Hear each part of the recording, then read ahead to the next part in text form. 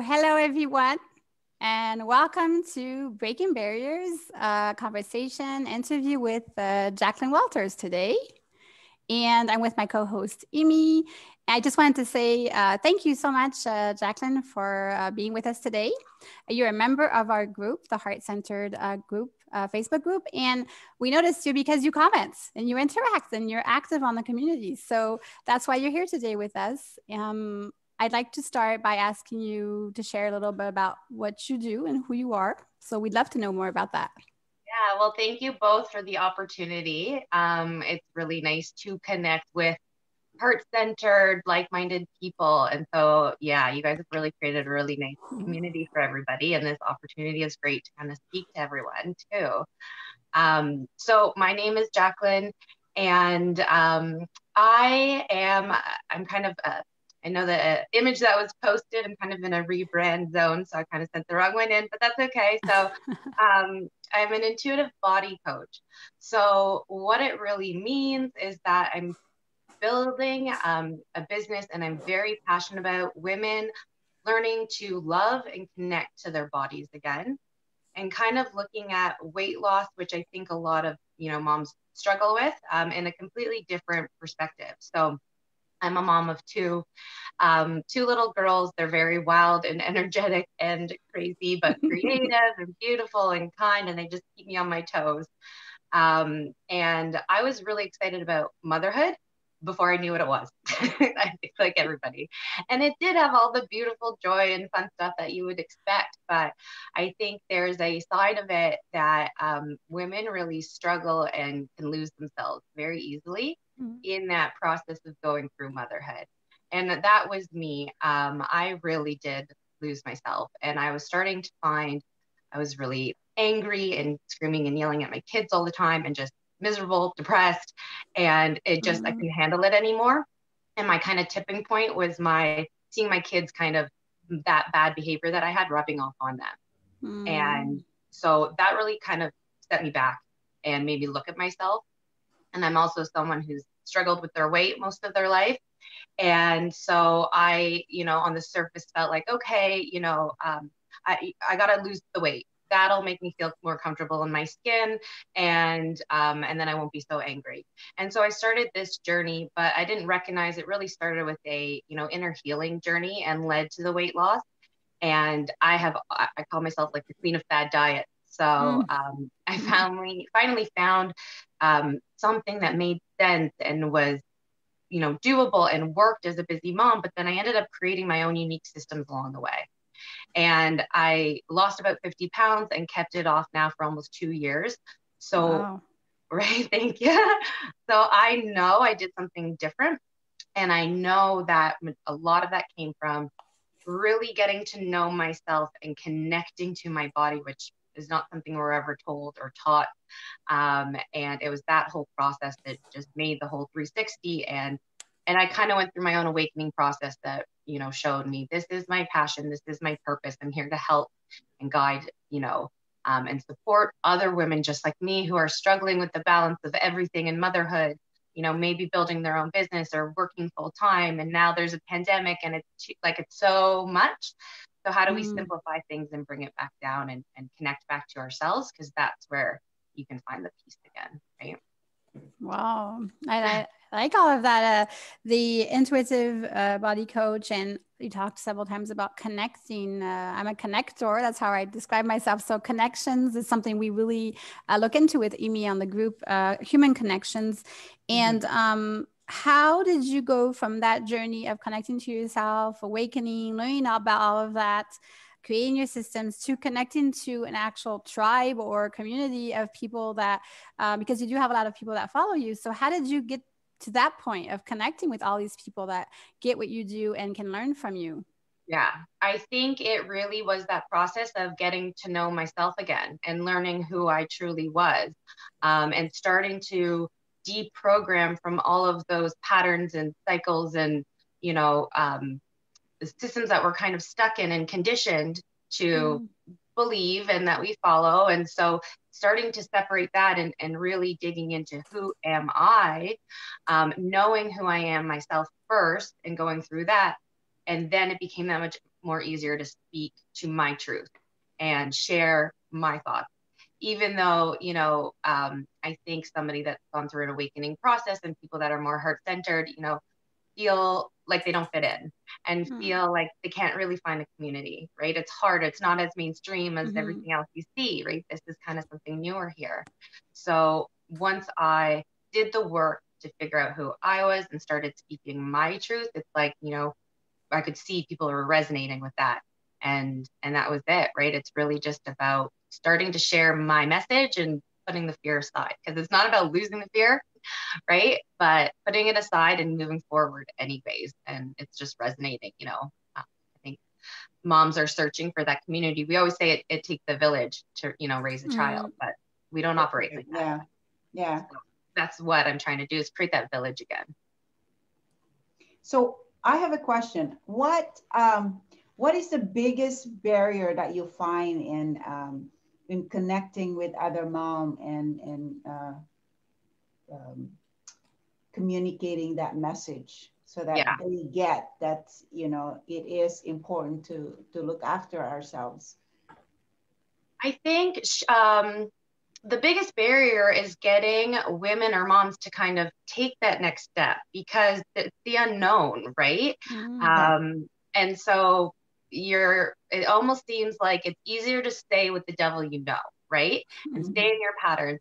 And I think too, we're just so consumed and, populated with all this information from the diet industry and from this new self-care movement and all of that people are just confused. They don't know where to start. So it's like, I'd rather ignore it all than do something different, right? And try to get another result, because I've tried this, that, and what other in the past, it's never worked. And I can barely keep up with myself and my kids and my family. I don't have time for something else. So it's kind of getting into that mindset and showing them that, yes, I completely understand and relate, but if what you're doing isn't working, then you've got to change what you're doing. And so let's do it in a simple way, and showing them, I've done it, other women are doing it, you can do it too, but you are going to have to do something different, right? Which is kind of scary, I think. For women, we pass over it more, right? Exactly. So what, when you combine, obviously as a mother and trying to build a business, it's challenging. I have 3 kids myself, but they're all adult now, so they're off my space. You're not doing online learning these days, you mean? Yeah, exactly. Yeah, and I know, I've always been a work at home mom, so I know how challenging that is. I remember one time I had to do a call inside the bathroom closet because I wanted that space and that. They can't stop, and you can't really stop them from talking and screaming, and they it's can't. Like they know when you get on the phone for work. Exactly. Like, oh, okay. Exactly. I've done it outside at -20 degrees, holding the front door of the house to finish a call. Yeah, I've done that. Yeah. Or the car, like you go in your car to make a phone call, right? Yes, exactly. So challenging. I didn't mean to distract from your sorry. Those are the barriers. Those are the realities that we as women entrepreneurs are faced with every day. But we overcome that somehow. So my question is, how do you rise above that? Yeah, I think on a daily basis. Yeah. So, I mean, it's the systems that I created, honestly. So through my own journey, right? Like I mentioned, I created some systems. I won't go through them or anything, but I just did bring them to quickly show that I have, that I've created these that one really helps you simplify dinner, what to make for dinner, right? Moms are always, that's the worst thing to hear, Mom, what's for dinner? So this just makes it so that you are never really thinking about it. You can organize it.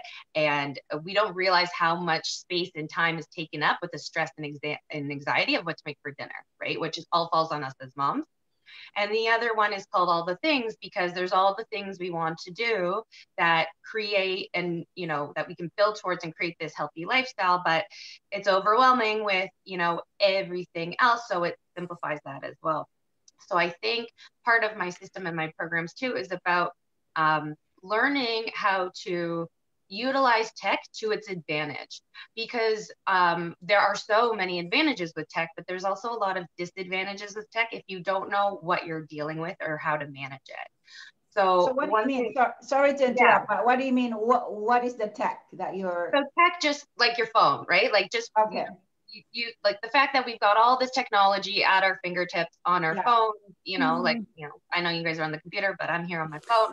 We're attached to it all the time. So you add that extra layer when you're working from home. And I've, you know, been working from home for years. It wasn't COVID that did this, but, you know, it's hard to turn it off, right? Yeah. And to know you're, you know, when you get distracted during your work day with personal stuff. And so then you feel guilty, like you're letting your work career down, and then vice versa, you let it bleed into your time with your family and then makes you feel guilty. That mom guilt comes up. So I use my phone to mitigate that. So I use my calendar for everything, and then I just have to remember, check my calendar. At the end of the day, I'm always scrolling through my to-do list, you know, just once over, go through, move things over I didn't get to that can be moved. What are my non-negotiables I can't move? They're sitting there. My phone is now always on silent, always. And I'm okay with missing a caller here if I have to. If I know something important is coming up, then I might put it on, but I'll tell you 99% of the time, my phone's on silent. I use the do not disturb mode, and I use alarms to tell me when to shut off from my phone and when to get things done. I don't have any Facebook notifications pop up, push notifications on my phone come up. That was huge for anxiety as well. So I teach this in my program too, because we talk about kind of cleaning up your environment when it comes to weight loss, right? Because you want to go through your kitchen and your cupboards and kind of clear that out so that you create an environment for yourself that sets you up for success. But how many of us have learned how to clean up our social media environment, right? So that's something that I go through, and it's one of those things you start to look at, you know, how many groups have I been in? What is valuable to me? Which one am I engaging with and resonates that I want more of? What do I not need more of? Learning how to understand how to use tech. How does the algorithm work so that you get more of what is, you know, fulfilling in your life and less of the stuff that's bringing you down and causing anxiety. So I think I like the mindset that you have there, because it really is all about the mindset. And when you start simplifying one aspect of your business, and I like the fact that you use the calendar, because I do too. So like if it's not in my calendar, I forget. Even at my appointment with Charlotte, sometimes we chat about it, and if it's not in my calendar, I totally forget. Exactly. I always say, if I don't write it down, I won't do it. So Exactly. And I also love the fact that you said if you turn off the notification. And to me, in my household, I ask everyone to turn off their notification too, because I hate it when I'm having a conversation and somebody pick up the phone and they get into, like, you know, answering the text like, hello, I'm here. Exactly. I'm speaking, and you're speaking to me. Yeah. That can wait. Exactly. And what I found with that too, it's not that I don't check Facebook and I don't engage with groups. You can see that I do with yours, you know, and there's others that I'm a part of as well. But what it's done is that when I have a free moment and I feel like I've accomplished what I need to accomplish at the time, and now I've got some me time, that's when I'll pick up my phone, give myself, you know, then I can go through the notifications and what's important to me and what's not, and check the ones that are, and then move on. Whereas if you leave them on and your phone's not muted and you're in the middle of something and you hear that ping, ping, ping, that causes so much stress and anxiety. Yes. And people don't even realize that the tech companies have created it that way. Exactly. To get over everything else. That's one thing I liked about what you shared, the tip of having the alarm to tell you when to, like, to even regulate when you turn on the phone and off, that's like there's ways of avoiding distraction. And something, actually, I'm taking a lot of notes because we wanted to talk about, soon we have a topic that's going to come up, is no distractions. And it's about reaching our goals for the year. It's within our breaking barriers and reaching for our goals this year, one of the topics we want to talk about is no distractions. So, I mean, there's ways to cut down on the distractions. So we actually have a choice in the matter. Exactly. Yeah. Knowing that we always have the choice, right? So I wanted to ask something about, it's something else I saw on your personal profile. I think you had an article or something you posted recently. So I just wanted I didn't know anything about it, but I was thinking maybe there's something interesting in there for people who are watching. Yeah. So something on the side that I've been doing, and I look at it kind of like a little bit of a passion project for myself too, but I'm an executive contributor to the Brains magazine. So I, have my own little blog section of their online magazine, and I write articles for them. Sorry? Brains magazine? Brains, yeah, with a Z. Brains magazine. So, so I write articles for them. I try to do it once a month so that it's like my, kind of fun thing. The last one that you would have seen would have been my simple steps to, I forget the name, but it was about, to end your year, right? That was my December article. I haven't done my January one yet. So thanks for the reminder. We'll be looking out for it. We'll be looking out for that. Yeah. We'll be looking out for it. Make sure you post it when you do it. Yeah, exactly. So my whole thing is simplifying it, right? Just simplifying life. That's where we can find our true happiness and peace, all of that, when you can just simplify things and stop overcomplicating it, right? Exactly the way I look at weight loss too. And so that's what all my articles are kind of about. I'm always giving, some simple steps to look at and to get you going, right? So I think the one before was around the holidays. And so it was about simple steps to kind of navigate holiday eating. Exactly. Within your expertise too. Mm-hmm. I like your simplifying. You're saying simplifying meals, because I know Charlotte is. Yeah, I took notes about that. I know that about her. Yeah, I do. I'm an Epicure consultant with Epicure. I do. I love Epicure. Yeah. So when you said you had systems, I was like, okay, we have to connect because you have something that's completely complementary to that. So yes. Anxiety. I got it from my friend, and so she uses my system to, you just plan it out so that you're not getting bored, because everybody wants something different for dinner, right? And how many times you hear your kids being like, "Not this again," like, right? So it just takes the guesswork out and gives you that variety, and just really lessens the stress and anxiety around it all. Great, awesome. So I have another question. What would be, if there's a tip? One tip that you can give to our audience, you can share to our audience, what would that be? Yeah, the one tip that I would, want to share today would be, I found the most power through connecting back to my body. So I use 3 simple steps for that. There's a lot, of course, we could dig into. And, I'll post links and stuff. You guys can connect with me later if you want. But your 3 simple steps to connect to your body, it's a practice that really every human should know and do. And it's good to do it outside of a trigger situation or experience or a high emotional state situation. Learn it, practice it, so that when you are in those situations, you are able to deal with more of a level head, right?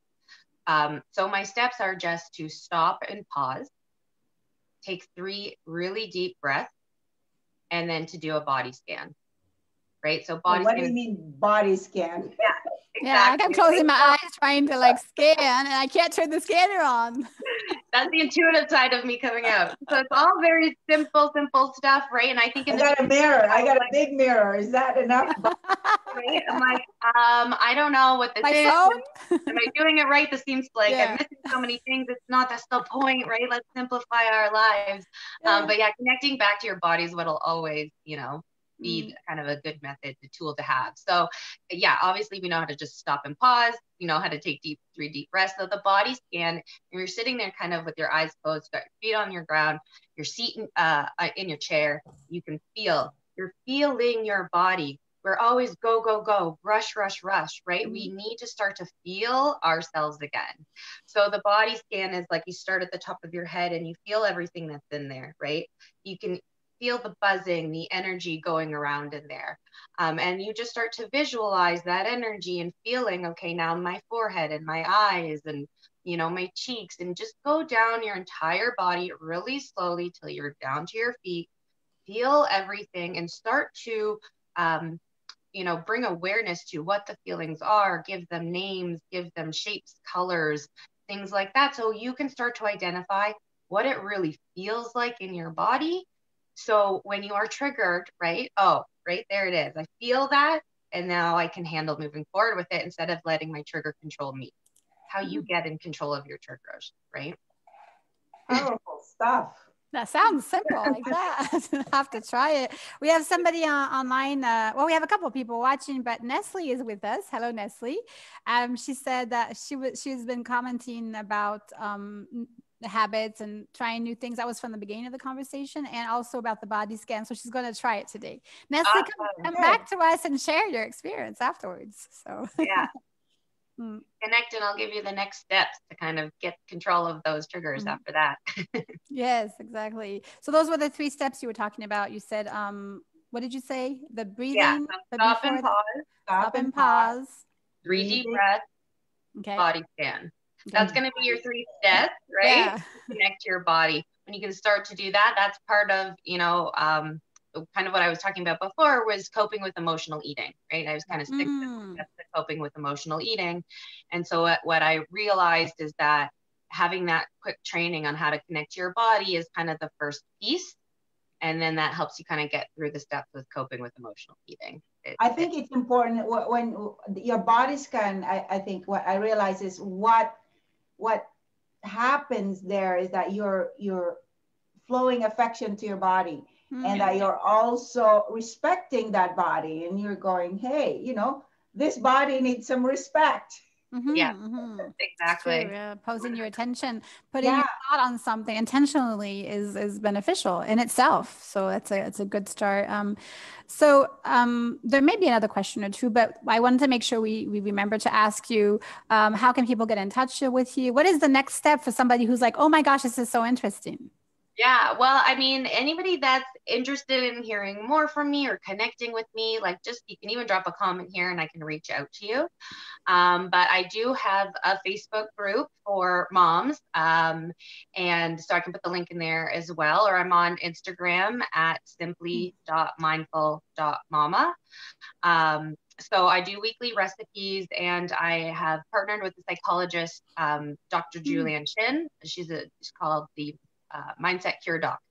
So she comes into the group once a week to do a mindset session, kind of Monday mindset motivation, a pick me up.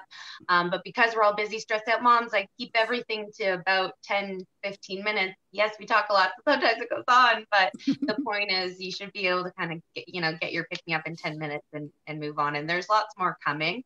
We're kind of creating like this ecosystem of women-owned businesses and all the different aspects that really lead you back to yourself and finding that kind of peace and happiness again in your life.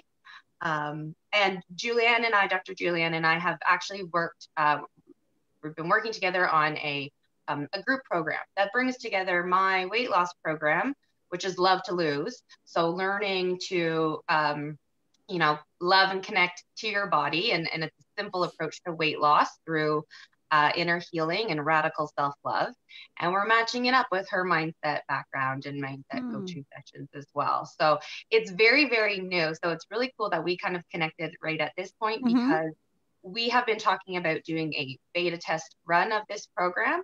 And so we did want to offer that to the members of this group here. It's going to be an insane discount because it's a beta test and we want to see and get the feedback. So we'll need that kind of back and forth. But I thought this group of women would be a perfect group if anybody's interested. Doing it in a group is just so much better because you have way more accountability and that opportunity to share can really project your results, right? So you should mention that on Tuesday post, because Tuesday is our promo post. So you can definitely share that, because all the ladies that are watching this live video will be able to get more info on Tuesday. Yes, exactly. In our comments here, and people can communicate with you directly, contact you, and also on Tuesdays you can do direct promotional posts. So it's an opportunity to reiterate that, especially when you have the details and all that for that too. So any closing remarks, Amy? Do you have anything to add? I think I've talked too much. It's been, I didn't want to add anything there on what Jacqueline said. So Yes, we want to close it. We want to awesome. close it on what you just shared because it's so powerful, and we hope everybody can use it, reuse it, and also come and share what they got from the interview. We'll be sharing this interview with you as well, Jacqueline, so we can share it publicly too. Okay. But we'd like people to come and interact on the group because we want the communities to collide exactly Yeah. with what you just shared about the ecosystem concept. Yeah. So thank you Yeah. so much. Awesome. Well, Really thank you so appreciate much for it. the opportunity in the chat. It was really great to be with you guys too. And I'm looking forward to connecting with anyone that's interested and kind of moving forward. Awesome. Great. Thank you Awesome. so much. Thanks, guys. Take care. Have a great rest of your day. You too. Bye. Bye.